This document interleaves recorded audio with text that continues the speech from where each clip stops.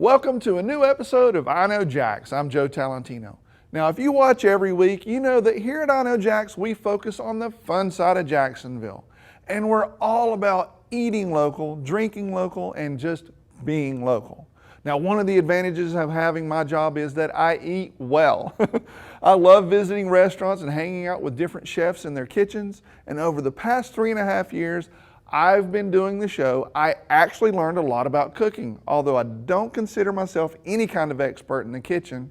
But by now, I've almost reached expert status when it comes to tasting food, if there is such a thing.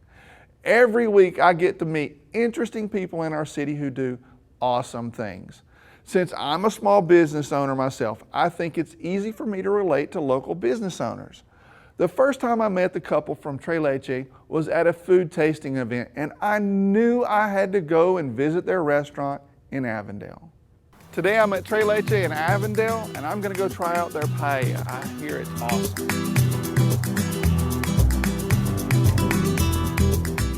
The one that we are doing today is a mixed paella, what they call mixed paella. That is, they have a chicken and seafood. Irene told me that the important thing is to start with really good homemade stock with chicken, fish, shrimp, cilantro, and you can let that cook for hours. For the paella, we're going to use mussels, scallops, fish, shrimp, squid, and chicken. It's very important. We Olive Spanish oil. olive oil, okay? Not the Italian No, kind. the Italian. I'm so sorry. We start with a little bit of olive oil in the pan and add the chicken first. Then we add the peppers to the pan. Green beans. When the vegetables get a little bit of color, we remove them. Okay, so Irene adds more fish to the pan, and then it's time to add the scallops. what I'm going to do is I'm going to get them out in a little bit, okay? Now is the time for us to do the sofrito. That's basically peppers added to the chicken. You have to have a lot of patience to make paella. You have to watch the pan and not burn anything, and that's tough for me. When the peppers are soft, we add the saffron. Getting a good You know, I could do this all day with you, Irene. Just hang out in the kitchen. Yeah, I love, cooking though. My dad cooked all his You life. might have a hard time getting rid of me at the end of the night, you know that. Next, it's time to add the calamari, aka the squid. It's time to add the mussels. She also adds the fish back in. You guys might not be able to see this, but we're cooking about 2 inches above the top of the pan. Exactly. Then Irene wraps the whole pan in aluminum foil and puts it in the oven to finish. Then it's time for my favorite part, the unveiling. This paella smells so good. So traditional paella at Trailhaan in Avondale, I'm telling you what, this is incredible. You know what? The evening's not over either. We've got desserts and a live band. How about that?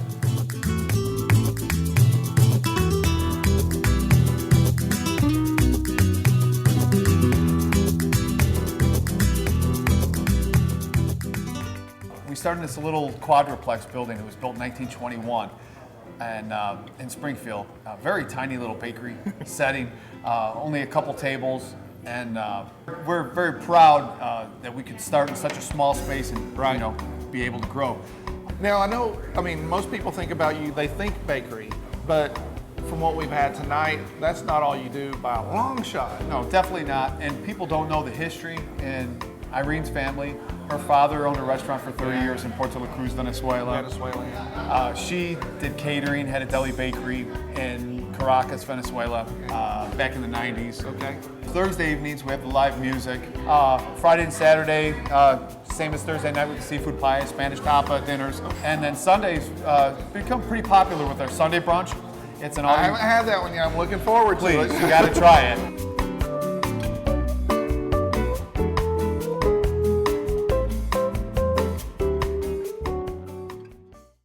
Now, if you haven't been to Trailhaan yet, I really recommend it. It's such a nice place and the food is fantastic. Next, we're going to talk about an invasive species taking over our coast. This is a lionfish. Beautiful, right? First time I ever saw one was in an aquarium, and that's where they belong if you're here in Florida, because now this invasive species is wreaking havoc in the ocean. How did they get here? Maybe aquarium fish were released, and released pets rarely survive and adapt in the wild, but when they do, it's bad news. Just think about the pythons in South Florida, for example. The lionfish thrives in our oceans. There's plenty of food, and they have no natural enemies. They out-eat all the other native species and out-compete the other native species. And they are overtaking the deep reefs quickly. One way to control the rapidly growing lionfish population is to make us humans lionfish predators. That's what we're doing today. We left Mayport early in the morning and headed out into the ocean, about 35 nautical miles from shore. Lionfish don't tend to bite hooks and live in reefs and places that can't be fished with large nets. So to catch them, you have to get in the water and spear them one by one. The best place to find lionfish is 100 feet down, which means you need to dive and dive pretty deep. Rob and the other divers jump in for their first dive. They have a spear and a long tube to put their catch in. This tube is called a zookeeper. When lionfish arrive on a reef, they reduce native fish populations by nearly 70%. They are aggressive eaters. They'll eat almost anything. They can go for days without eating, but in our coastal waters, they don't need to. Instead, they eat so much that they even get fat. It's not difficult for the divers to locate the lionfish. There are so many of them. But for commercial fishing, spearing fish one by one is not really efficient. The divers made several dives during the day. Sand, we're going to about 60 feet. The last spot I found some big ones though. It's a little isolated coral head. The fish are cleaned on the boat and the venomous spikes are cut off. The venom is in the spikes on the fins, not in the meat itself. Lionfish are known for their venomous fin rays, an uncommon feature among marine fish in the East Coast coral reefs. This sting isn't deadly, but it hurts. Since the venom is removed, there's no venom in the flesh. Many hope to establish a food fishery to increase the fishing pressure on these ravenous invaders. But there are many obstacles. Fishing lionfish is complicated and costly.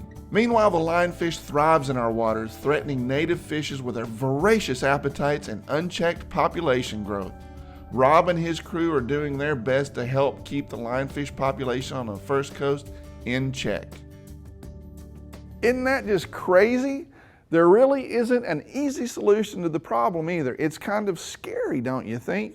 You can read more about the lionfish problem at iknowjax.com.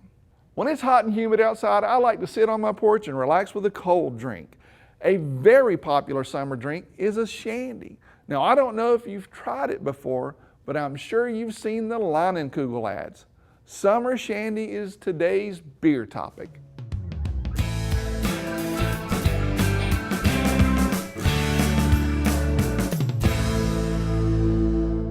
Today I'm with Mark Wisdom, the beer guy. I'm the beer guy. He's the beer guy. That's and me. we're going to talk about something really weird. Summer shandy, right? Summer shandies. What the heck is a summer shandy? Well, in essence, it's a beer cocktail. Okay. It came about in both Germany and England around the same amount of time, around the early 1900s, turn of the century. Basically what it is it's a mixture of a soda and a beer, or a soda, a lager, an ale, right. Whatever. In Germany, obviously, they have mostly lagers, so right. It's mostly that. And in Germany, they're called radlers. Okay. And, well, you know me, there's an interesting story behind it. Of course there is. Of course there is. Tell us about it. I'll tell you about it. So, June of 1922. Set your way back I machine. remember that. Do you? No. You look like you probably do. I'll drink to that. Beer break. So the summer, June of 1922. June of 1922. It's really, really, really hot and Okay. humid in Germany that time of the year. And Germany is a very outdoorsy type country. All the people like to do stuff outdoors. Yeah. You got mountain bikers, you got mountain hikers. Here's this guy named Franz Kruger. Franz, of course. Franz. You're in Germany. You're in Germany. So he realizes he owns a guest house. He Right. realizes he's running low on beer. So what he has to do is he has to figure out, how am I going to get beer into these people, because it's hot outside, they've been biking, they've been climbing mountains And all they day long. expect the And beer. they expect the beer because it's an So this is expectation. another one of those, necessity is the mother of invention. Exactly. So he takes a look at what he has in and around his guest house, and he sees, I got a lot of lemon lime soda Gotcha. and not a lot of beer. Gotcha. So he mixes the two, names it a Radler, because Radler is R-A-D-L-E-R. Okay. That is what a bicycler is called in Germany. I gotcha. Not a snake. I was thinking No, rattler. not Rattler snake. Although there is a shandy called a snake, Snake bite. bite. I know that about is cider and beer mixed together. It's a really cool Very drink. popular in England. Very popular drink in England. In England is where they call them shandies. Shandy Gaff is the real name Okay. of it. Shandy is for short. And basically it was, it's a mixed drink. It's a little bit lighter than beer. It's usually around 4%. So it's just a nice, great, light summer drink that you can drink a lot of sitting on the front porch. Cool. This one right here from Leinenkugel. Leinenkugel? Leinenkugel, I know. Leinenkugel. Funny to say. I love Summer shandy. Leinenkugel. It's a very good beer. I really enjoy it a lot. So So Leinenkugel's just one. What are some other examples? let's see. Dundee has one as Almost well. stumped him there. Did you see that? He had to think for a I had to second. think for a second, but Dundee has one as well. It's a lemon rattler or a lemon shandy, they call Can it. you make these yourself? Absolutely. You just put a little bit of soda in your glass, and you put a beer in there that you like in there, and you mix them together. You can even do, the Germans mix cola and Hefeweizen together and call it a Cola-Weizen. Of course they do. What Of else course would they you do. call What, it? I mean, come on. Well, that sounds great for a summer day when it's hot, a little bit like today. We'll look for new things to talk about on the Beer Guy segment in the next show. Before I go, I want to remind you to go and get your tickets right now to our tequila tasting event.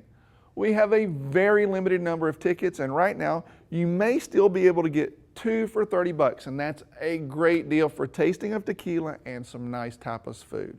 And don't forget, Uber and Lyft are cheap and safe transportation home. So come out and join me and the gang at Campeche Bay on Thursday, July 23rd.